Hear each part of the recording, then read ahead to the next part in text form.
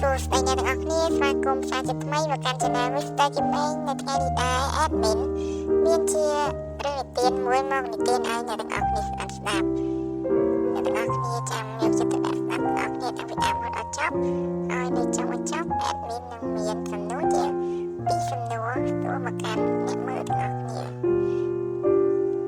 មុននឹងចូលតែរឿងសូមបងប្អូនទាំងអស់គ្នាជួយចុច Subscribe ឲ្យ Admin ផង អរគុណ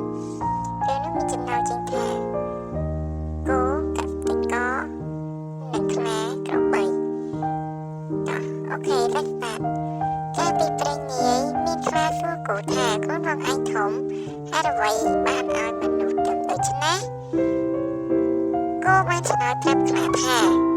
ខ្លួនមនុស្សតូចមែនក៏ប៉ុន្តែគេមានប្រាជ្ញាខ្ពស់ខ្លាឆ្ងល់ណាស់ក៏ទៅសួរកសិករភ្លាមខ្លាបានទៅសួរ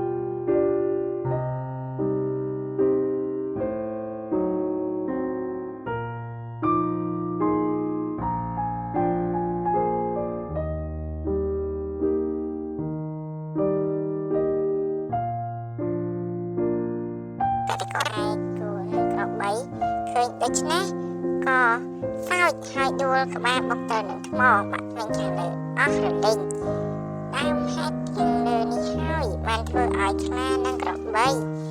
គោនិងក្របីជាត្រៃគោនិងក្របីគ្មានថ្មិញខាងលើរហូតដល់សប្តាហ៍នេះអូខេមិនមានកំហុសខុសឆ្គងតិចតួចអានច្រឡំហើយឥឡូវចូលដល់សំណួររបស់យើងគឺ admin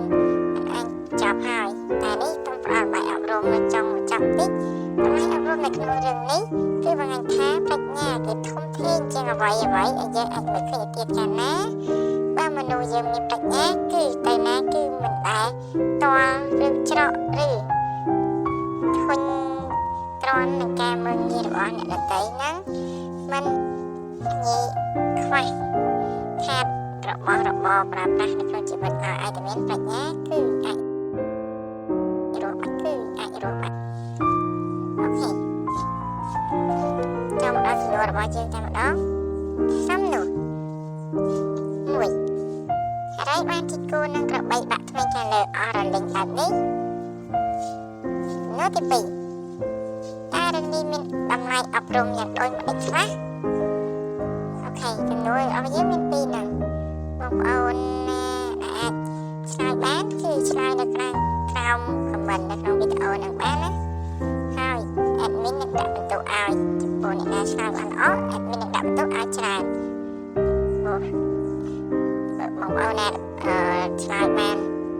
តិចតួច admin នឹងដាក់បន្ទុកឲ្យតាមនឹងដូចគ្នា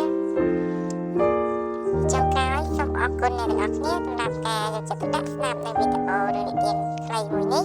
ហើយសង្ឃឹមថាបងប្អូនទាំងអស់គ្នានឹង comment ចម្លើយនៅក្នុងវីដេអូនេះជាបន្តសូមអរគុណ